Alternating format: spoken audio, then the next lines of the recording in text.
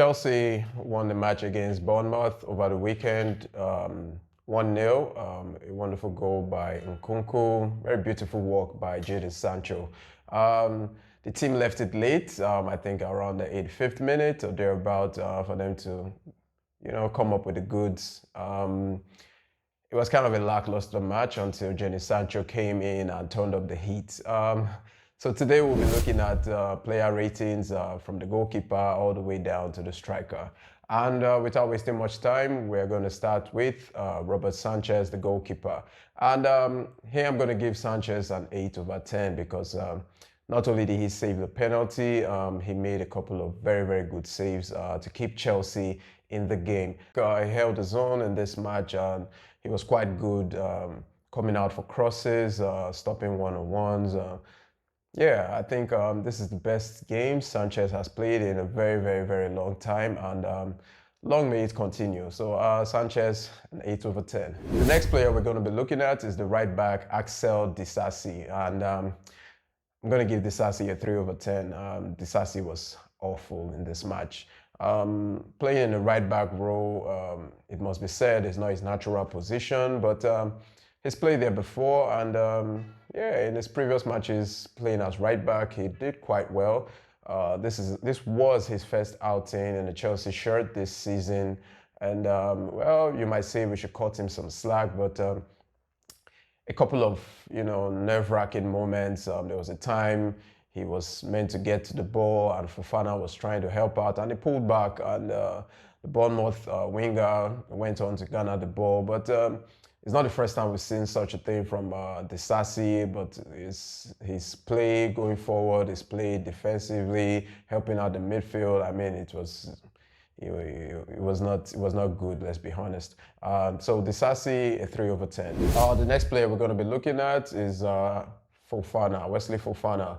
Fofana, I would actually have given him a 4/10, especially while he was playing as a central back. But once he switched over to right back, I think his game really, really improved. We could see Fofana making a lot of runs forward, even when he was a centre back. But at right back, he was quite solid. So I'll give Fofana a 5/10, for his performance in the right back role and in the match overall. Even though he kind of made a very, very wrong back pass to Robert Sanchez, which ended up in the penalty for Bournemouth, and I think he really didn't do quite well, but hey, a 5/10, I think it's quite okay for him. The next player we're going to be looking at is his defensive partner, Colwell. Colwell really didn't put a foot wrong in this match. He held his own against Semenyo. He did what he was meant to do quite easily. Yeah, I think Colwell will have a 6/10 for this match. He was quite solid in the defense line. They didn't put a foot wrong. We'll move over to the left back, Cucurella. Cucurella, this whole inverted winger, left back, right back thing, really gets me confused. I mean, what's really his duty? Is it playing as a left back or playing as a midfielder? I mean, most of the time we could see Cucurella very, very high up the pitch, almost playing as a 10. And it's kind of dangerous because if there are players, a lot of players or a lot of teams are going to capitalize on that, especially when that left back role is left vacant. But I think Cucurella did okay. He won most of his duels. Cucurella, I'll give a 6/10 for his play in this match. Move over to the midfield. Moises Caicedo. Caicedo really didn't do anything of note. I mean, his play was kind of very, very average, so I'm going to give him a very average score of 5/10. Moises Caicedo alongside Renato. I mean, I really don't want to see that pairing anymore. It's either one or the other, because they're both really, really, really defensive-minded. And, Caicedo scored a wonder goal in the last outing against Bournemouth, the last game of the season. Was I waiting for him to replicate that? No, but Caicedo has been having a lukewarm, back to his lukewarm appearances of late, and he really needs to step up. So a 5/10 for Moises Caicedo. And that brings me to his central defensive midfield partner, Renato Vega. Now, this guy is built like a tank. I really don't know. He's either a left back, a central back, he can play at right back, he can play in midfield. I mean, where can this dude not play? Sanchez didn't really put a foot wrong, if you ask me. Renato Vega, rather. And you know, he did what he needed to do, kept it simple, moved the ball along quite well. He wasn't really posing much of a threat to Bournemouth in the attacking third. But I think Renato Vega, yeah, I think playing as midfield is actually one of his better positions. He's too big to play as a winger, like a right back or left back. And he could also step in at central back. You know, doesn't really have much pace on him, or rather, I haven't really seen much pace on him. But I think he kept the ball ticking fine and really didn't do or put a foot wrong in this match. So I also gave him a 6/10. Now we'll move over to the right wing, Noni Madueke. Madueke had, you know, one of his poor matches, one of the poorest matches so far this season. He's done well in the 3 matches we've played, especially his hat-trick against Wolves. But in this match, he wasn't really taking over like he usually would. I'll give Madueke maybe a 6/10. He could do better. Wasn't really a threat. He didn't really have that, you know, signature cut back to his left and taking a shot. Nothing really worked, you know, for Madueke, and he was rightly subbed. Let's move over to Pedro Neto. Pedro Neto, another dull performance. I mean, after his very, very good display in his first match, Neto seems to have caught the Chelsea fever, and he's been dishing out average performances. He didn't really do anything of note. He didn't beat a player, no good cross, really nothing. You know, Pedro Neto really didn't offer nothing. And by the time Jadon Sancho came on, it was like light and day, you know. But I'll get onto that in a couple of minutes. So for Pedro Neto, I think I'll give him a 5/10, an average performance. In the midfield, Cole Palmer, surprisingly, Palmer, he didn't have his foot on this game. He was struggling, you know, to get back, to have possession of the ball. He was always going into midfield or even into his own half, you know, to get the ball. I think Palmer really needs to be patient. He has, you know, a little bit of quality around him this time around compared to last season. So he really needs to, you know, concentrate more in the attacking third rather than, you know, getting into midfield to dictate play. So Palmer, yeah, nothing much of note. No attacking threats, no good, you know, good play or display like we always know Cole Palmer is able to do.